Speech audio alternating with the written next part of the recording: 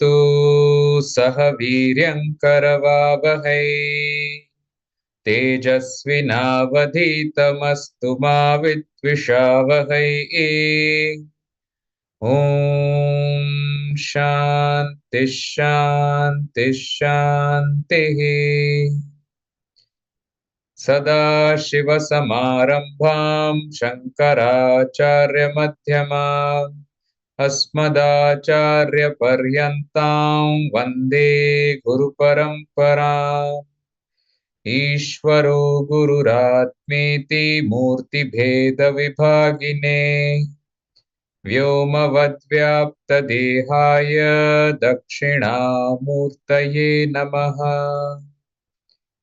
श्रुतिस्मृतिपुराणानामालयं करुणालयं Namami भगवत्पादशङ्करं लोकशङ्करम्।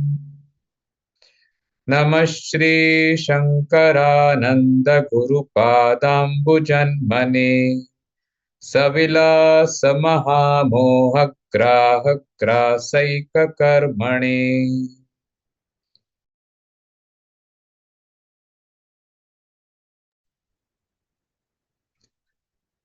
We'll read the 4 Mahavakyas.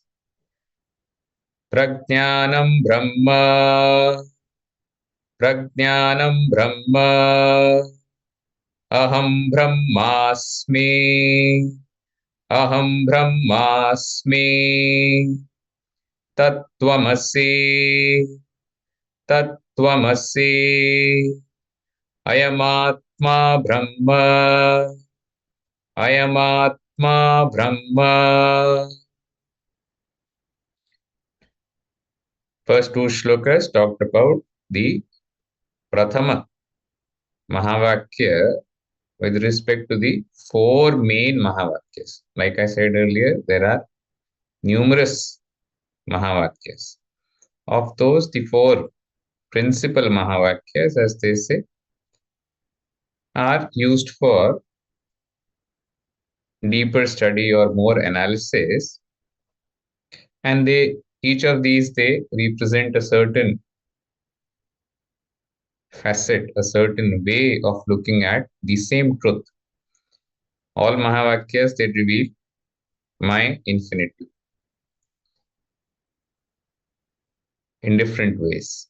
So it makes it easy for us to understand the same thing being talked about in different ways. Helps in proper understanding of that thing, and also ensures that we don't misunderstand. Prajnanam Brahma from Rigveda, the first one, was covered in the first 2 shlokas. What is Prajnanam? That which makes all experiences possible, all actions possible. That which is the very consciousness principle that expresses within every individual.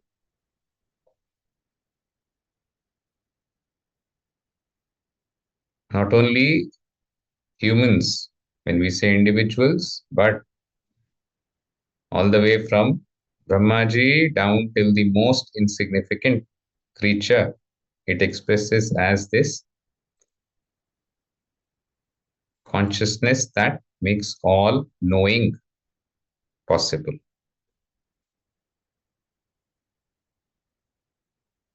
Chaitanyam is ekam. There is one consciousness. So the essence of this Mahavakya is to show the all-pervasiveness, the expanse of what we understand as consciousness. Because if I take consciousness to be available here as the illuminator or illumina of all knowledge here, then again it could be Desha Kala Vastu Parichinna. It would be finite. By equating Prajnanam with Brahma shows that it is infinite. That is the main essence here. And then the brief usage of logic at the end of the second shloka, Prajnanam Brahma Mai Api. This is like reaffirming the understanding for myself.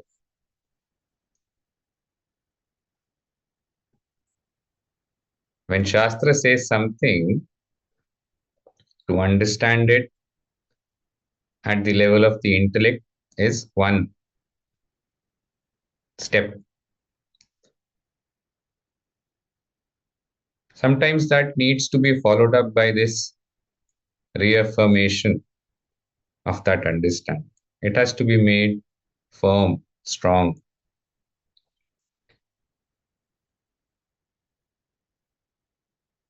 It is said that for the Uttama Adhikari, who is an Uttama Adhikari, the qualified, best qualified recipient, Adhikari, we've discussed earlier also, Adhikar, the Shabda, by itself we take it as, translated as right, that which is my right.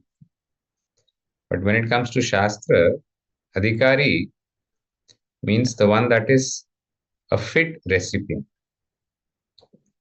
So the one who is the most fit recipient. Uttama Adhikari, it is said by Mahavakya Shravanam alone, this Dridha Aparoksha Jnanam, that I am indeed that infinite truth. This takes place instantaneously. And Shastra itself gives numerous examples where this has happened.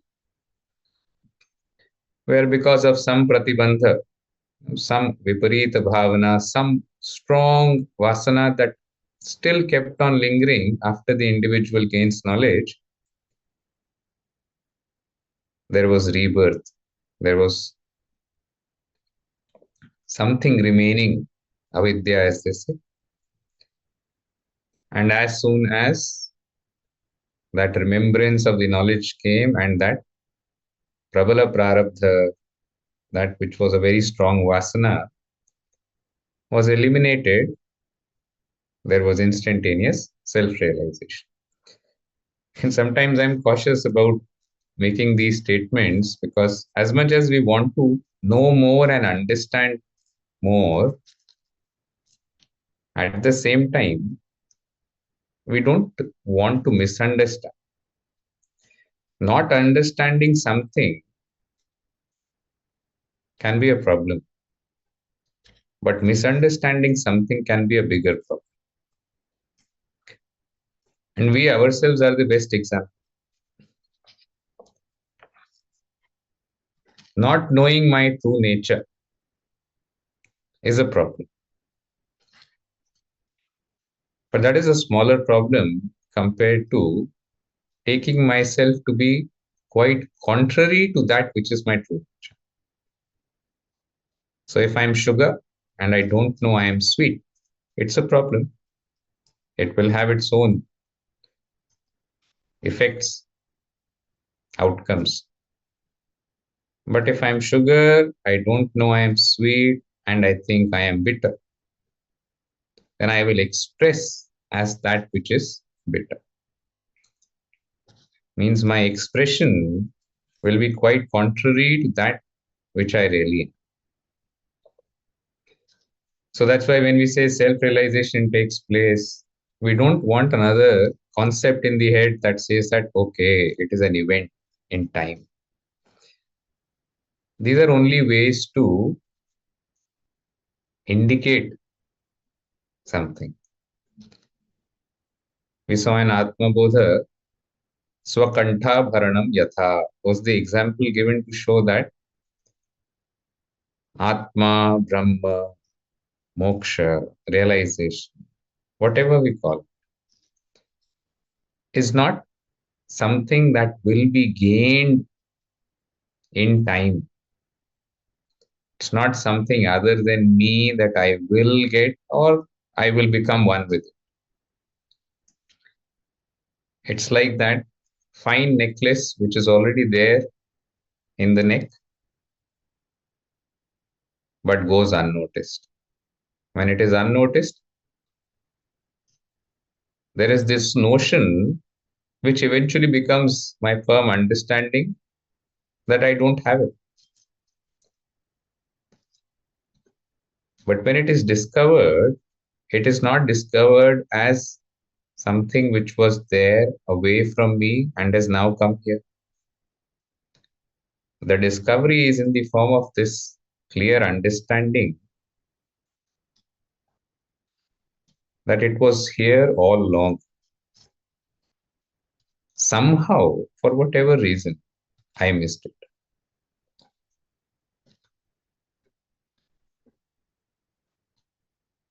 And if one is not an Uttama Adhikari, who is not an Uttama Adhikari? All of us. And one may say, why are you saying? I think I have got it all. Very good. And they say, if you've got it, then anyways, there is no point of any debate or discussion. Means even if somebody tells you that you are not an Uttama Adhikari, if I have really understood the truth, I have neither a benefit nor a loss in either agreeing or disagreeing with the statement. Because adhikara is with respect to the antakara. If I have understood that I am Shuddha Chaitanya, Atma, Prajnanam, Brahma, then that which they are talking about as adhikari is not me, that is anatma.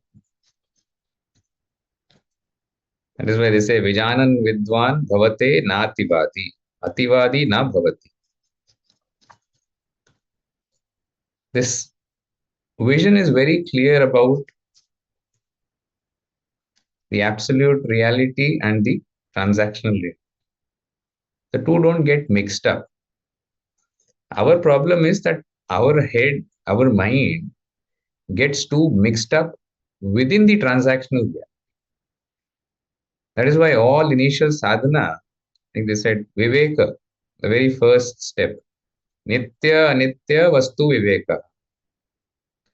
Nityam vastu ekam brahma tad vyatiriktam sarvam anityam. It has to start from this initial thinking that what is absolute, what is relative. Start identifying. They may still get mixed up. I may still get caught up with that which is anitya. But start separating them. Then gradually we reach a stage when this separation becomes spontaneous. Like with any other thing, the more we practice it, the more dexterous we are at that thing.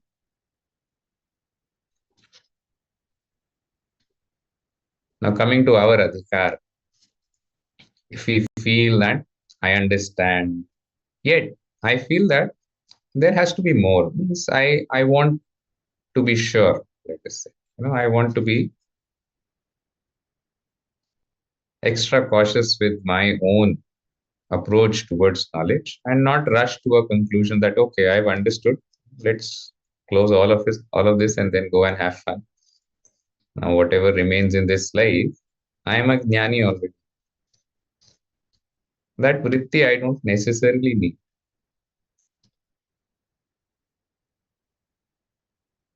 What should be the sadhana?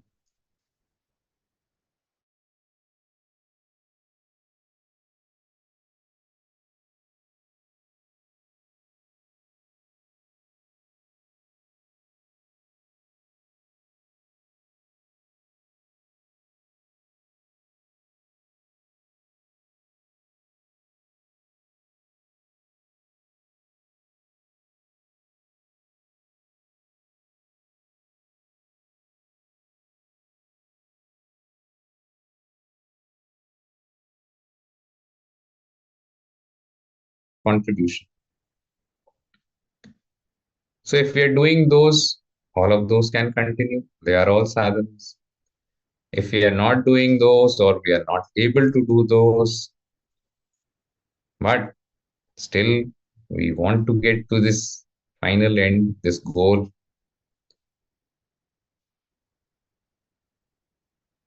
Then these alternate ways of purifying our antakara.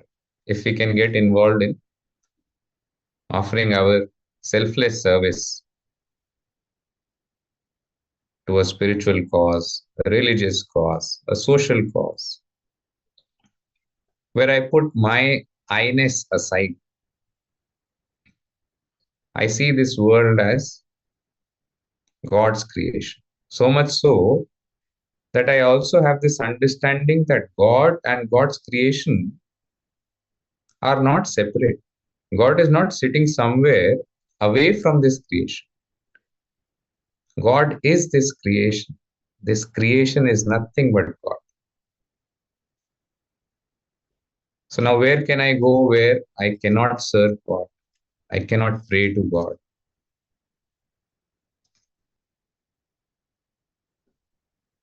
This expands our intellect, our heart. That is Shuddhi. And that also brings about other changes in the mind in the form of elimination of small pins and pricks, raga, dvesha, mada, matsarya, likes and dislikes, pride, arrogance, jealousy, all other vices which tend to pull us down again and again. The more we try and climb on the ladder of knowledge, we find that even though some understanding is there, but the clarity seems to be lacking. Or even if I feel that the clarity is there, somehow I still don't see the result. It all boils down to working on our yogyata, our qualification. So from these first two shlokas, Prajnanam Brahma, one more sadhana is to bring our attention to this aham. This was the main theme of the previous text, Upadesha Sar. Our attention is spread across idam, that which is outside, the objective world. The attention towards the objective world is so that from this objective world I can get some happiness for this subject. But most of the time, the attention remains only in the object, the world of objects, which we also call as the experience. Withdraw attention from the experience, bring it to the experience. Aham, the subject. And start analyzing the whole phenomena of experiences. Gradually, I find that I am more focused on the experiencer and how experiences are taking place. What is the quality of experience? What are the changes, the vikaras, as we say, that come up in the mind with respect to the various experiences that the experiencer goes through? So now I am moving upwards in terms of, we say, gross to subtle or outer to inner. And gradually we move our attention to that which illumines the experiences and the experiencer. That aham. That aham vichara should happen. That aham vichara can happen when we are in action, or when we are in devotion, or when we are studying, all the time. It need not be a carelessly performed act where I neglect what I'm supposed to do. So if I am working with a knife, I'm still supposed to pay attention to how I am holding the knife and what I am cutting. If it's the lady finger being cut, it should be the lady finger, not my finger. That is not going to result in a good aham vichar. But I can ask myself, who is cutting this? Am I that? Who knows that I am cutting this? These are small examples. This is how we train our mind to come back from this vast world where it gets lost in. Come to the subject. Start practicing coming to the subject. A lot of things start making sense sooner or later if we can train ourselves to do this more. As I say, be without becoming. We are experts at becoming and forgetting to be.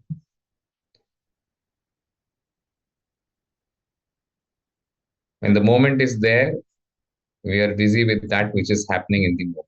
So they say, live the moment, just be. So some practice on and off, sit quietly, just observe the thoughts, the thinker, and then we see all things start vanishing gradually. The mind starts to quieten down.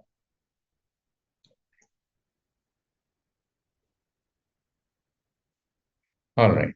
Now we move to the next Mahavakya, perhaps the most famous, and that which is very, very direct.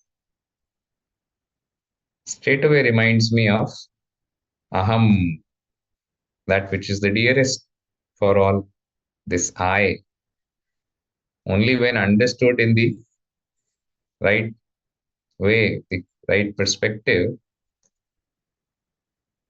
do we actually realize our love for this I. It is so wide, vast, immeasurable. And that is an all inclusive I. My current love for I would be few inclusive. My family, my house, my car, so many other my things, all bank accounts, property, liabilities also maybe can't escape. My dog, all those things where I have me and mine associated. But when the thinking goes beyond that, that is the correct understanding of I. That is what is revealed by the Maha. Aham Brahmasmi is from the Brihadaranyaka Upanishad. We saw that in the introductory session. And this is from the Yajurveda, Shukla Yajurveda. Third shloka. Paripurnah paratmasmin dehe vidyadhikarini buddhe sakshitaya sthitva spurannahamityate. So if you have to do the Anvaya and look at a short sentence, Aham, because this shloka talks about the Pada Aham from Aham Brahmasmi. That's what we saw earlier. Two or three words that make up the Mahavakya, they will be analyzed either one in one shloka or two. Here this shloka talks about Aham. Aham iti iryate. It is called Aham. Aham iti iryate. What is Aham? Paripurnaha Paratma. So Paripurnaha Paratma is Aham. And what is the nature of that Paripurnaha Paratma Aham? That will get expanded, or how to identify it, how to pay attention to it, how to understand what it really means, how does it express. All of that is the rest of the shloka. Paritaha Purnaha Paripurnaha. That which is Purna from all standpoints. That which is Purna in itself means complete, all complete. When this Upasarga Pari is added, that like makes it watertight. Absolutely no scope to imagine any incompleteness. Desha Kala Vastu Paricheda Shunyaha, as we say. Limitless. And it is Atma, means it is not another entity. It is that which is my own self, myself. And to make it clear, which myself are we talking about? It says Paratma, Para Atma, not the Apara Atma, not the limited I, but the limitless I.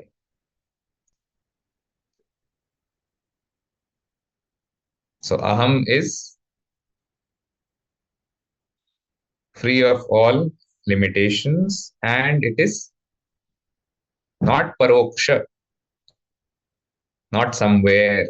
Means Atma, when we use the term, sometimes you say Atma Prapti, means there is an Atma, I will get it. Not like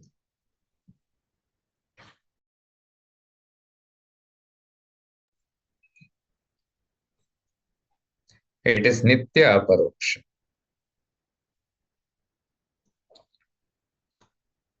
All right, where do we find it? Very easy. Asmin Dehe, in this very body. But with a speciality, means there is this catch to understand, which should hopefully make us appreciate the value of this life and work harder.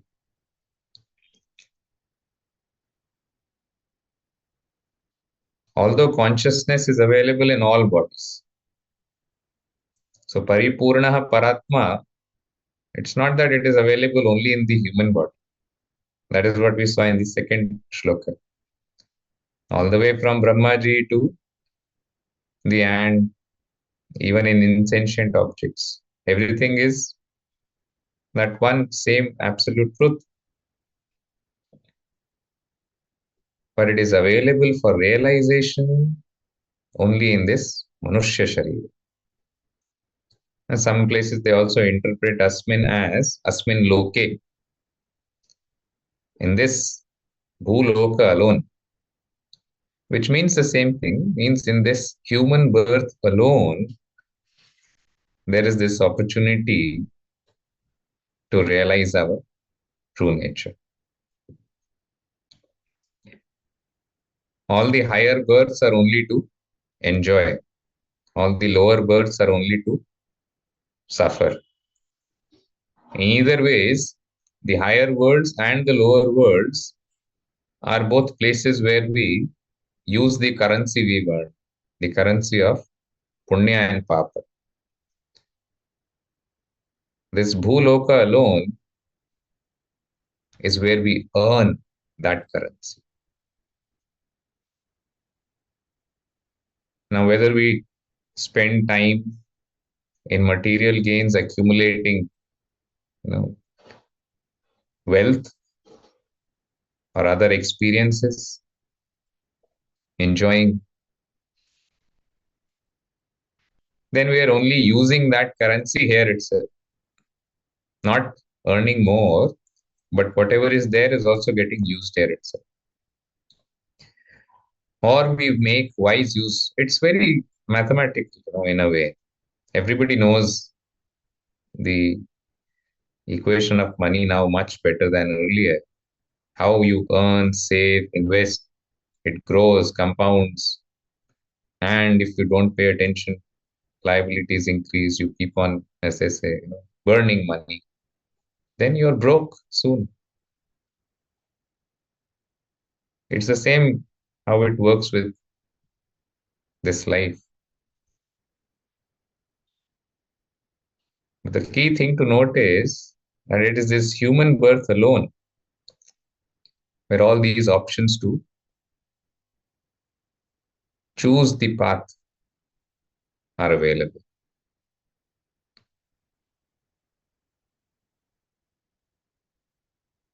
Whether we want to follow the pravritti marga or the nivritti marga, means the path towards action, prosperity, gains, materialism,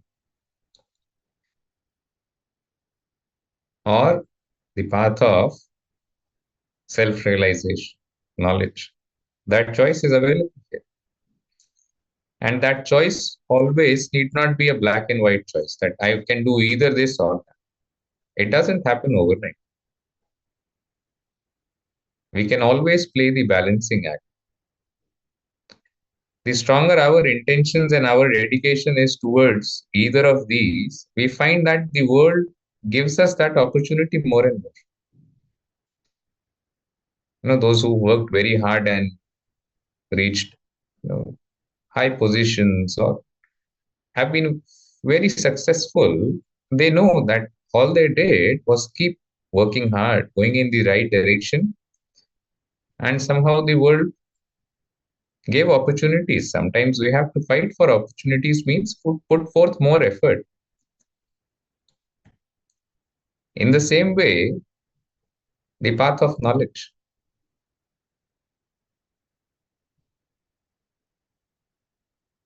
And such is the rarity of this human birth and gaining this knowledge. Bhagavan himself says in the Bhagavad Gita, Manushyanam sahasreshu kaschid yatati siddh. A rare one attempts. Yatatam api siddhanam kaschid mam vetti tatvata.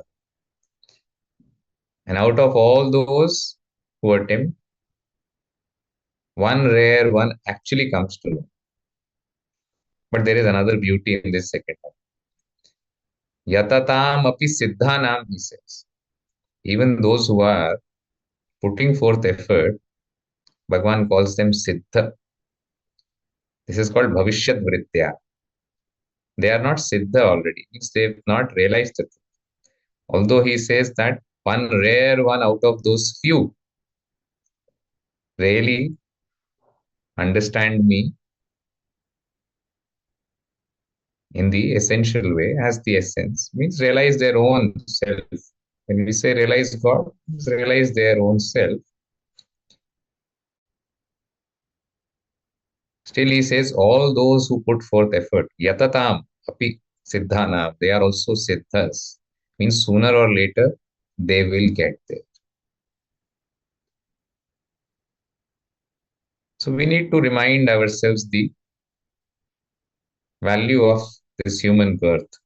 Now, when we talk about value of this human birth, easiest way to look at this life is as the sum total of all the moments that we live. If moments is too granular, take it as minutes, take it as hours, days, whatever. Sometimes the entire life is too big to think about, envision. If we work on it day by day, few hours at a time, our entire life we find would be focused in that direction that we want. Otherwise, generally towards the end, we find that life was actually just making us run. I really did not choose what I wanted to do. Whatever kept on happening, I just kept on working around that, and somehow all the time went away. So, asmin dehe, and in this very human body, that expression of consciousness is available. If it's available, then what? Done. Now that we know, it says it is available in that Vidya Adhikarini. Vidya Adhikarin is the Shabda. Seventh case for that, Adhikarini, referring to that purified intellect that has the Sadhana Chatushtaya Sampatti. That is why the discussion we had earlier. We need to work on our yoga and just keep working without worrying. Oh, I am already 60 plus or 70 plus, or maybe I am so busy, I have so many responsibilities. I may be young, but you don't know family life and this and that. If we have to give reasons, there are reasons for everything. The question is, who are we giving these reasons to? And why do we want to spend time? Let's not. Instead, make you good use of whatever is available and leave the rest to Bhagavan. After all, the one who has created this entire thing, let him do the harder work. We'll let us pick up the easier task. Just study, understand, follow devotional practices, do whatever it needs to get the qualification. So in that Vidya Adhikarini Dehe, or in that Antakarane, how is it available? Buddhehe Sakshitaya Sthitva Spurat.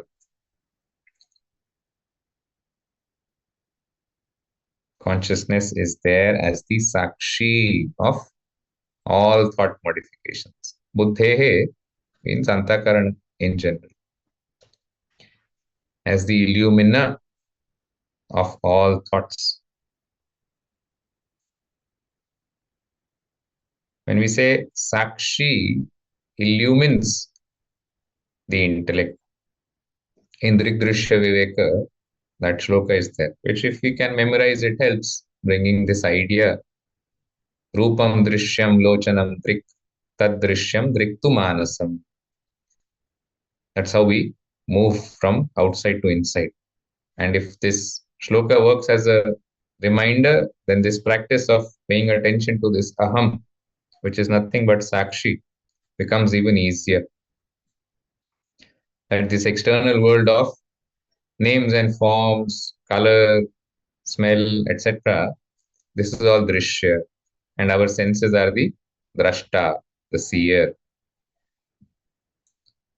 And when we come to the mind, then the senses become the seen because they are known by the mind. I know that I have eyes. What is the status of these eyes? So on and so forth for the rest of the organs, the entire body. And the mind becomes the seer.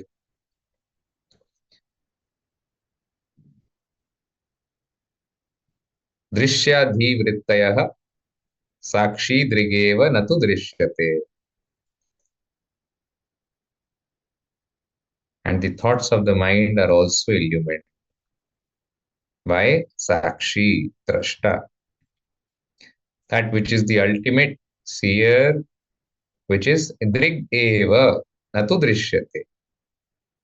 Does not become seen, but is the seer, drashta alone. That I am.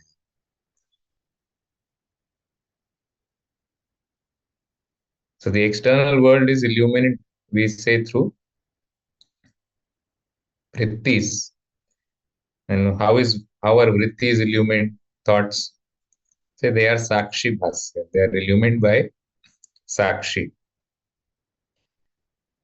So when we say sakshi illumines the antakarana, buddhi, vrittis, it is only in the form of the reflection of consciousness that takes place in the antakarana. This is not an action. It's like pure light illumining the mirror. Just by lending the reflection of light in the mirror, in a way, pure light illumines the mirror. But there is no specific action involved. And then there are light that reflects off the mirror. It can illumine other things.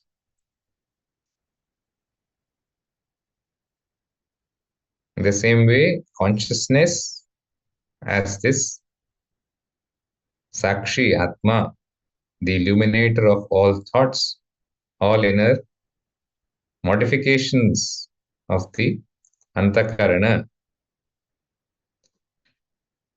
it shines Spuran. In what way? Aham aham taya spurati vrit swayam. We saw in Upadeshasar. As this I, the experience without the experienced object and attention on the experience, having made the ego also as an object, that alone is the true I, the actual I. That is what we call as consciousness. That is what was called as prajnanam earlier. Here that is called as aham. So this is the meaning of the word aham in aham brahmasmi. We saw in the previous Mahavakya, prajnanam brahma. See, in aham brahma asmi, there are three words. So, I am Brahma, asmi. That am is there to connect I and Brahma. Prajnanam Brahma, there was nothing. Prajnanam is Brahma. That's how we understand. Brahma is Prajnana. So we saw there is Samanadhikaranya. Samanadhikaranya, Adhikarana means locus. Samana Adhikarana means same locus. Like the table is the locus, and we have, say, a laptop and a phone.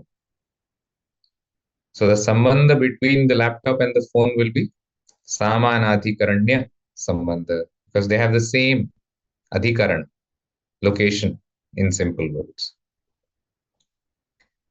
Or we can say these two things are Samanadhikarana, means they have the same adhikaran.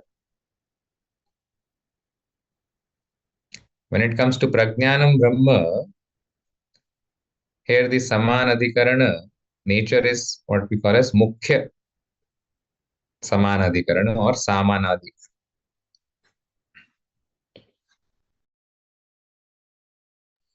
Mukhya Samanadhikaranya Sambandha. They refer to one and the same thing. In the same way, Aham Brahmasmi, Aham and Brahma, they refer to the same thing.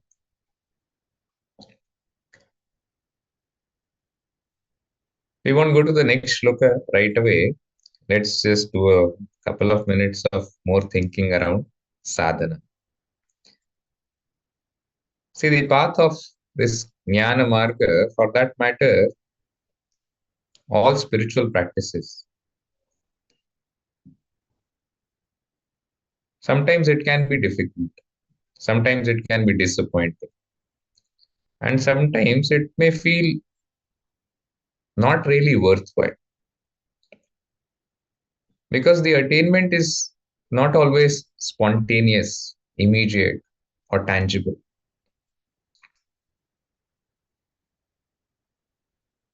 So every now and then we end up coming across a situation where we have to make a choice for ourselves, because our mind says, really, we want to do this again. I don't think I'm enjoying it or getting anything out of it. At all such junctures, we should introspect, realign our thinking, and also come back to this clear understanding that the path shall remain the same. Whether I decide to walk today, tomorrow, next year, next decade, or next life, or we don't know when, the path shall remain the same. The question is about when do I want to start? And we're not talking about starting to run. This is not a 100-meter dash. This is a very long marathon. How long, we don't know. Somebody might be very close to the finish point, still doesn't know. Somebody may be very far away, doesn't know. Means our focus should be only on walking. And if gradually we can start running, even better. Religion and spirituality are inseparably separate. Like we saw the other day, Chit and Chidabhasa. There is Bheda and Abheda. In the same way, sometimes when we get into too much of ritualistic thinking, religion-based thinking, then the spiritual part of it starts to get neglected, or we don't even pay attention. So everything is done externally. That has its own benefits. Shastra says so. So those benefits are there and they will give result. And perhaps that is what we are getting right now, because we have now evolved to a spiritual sadhaka. At the same time, when we start focusing on more of the spiritual pursuit, all the other activities that need to continue to give me the strength, the sattva, the punya, all of those should also continue as much as I can and as much as I feel is needed. So this fine balance has to be there. So in a way, they are inseparable. At the same time, when it comes to spirituality, it doesn't depend on religion, because that which it talks about, my true nature, myself, is beyond any attributes, qualifications, divisions, distinctions. There are no boundaries. So there is this Bheda, yet there is Abheda. Just a thought that came to mind to add some perspective. All right. Next part of this Vakya in the next shloka, next session. Om Purnamadah Purnamidam Purnat Purnamudachyate Purnasya Purnamadaya Purnamevavashishyate. Om Shanti Shanti Shanti. Harihi Om Shri Gurubhyo Namah. Harihi Om. Hari Om.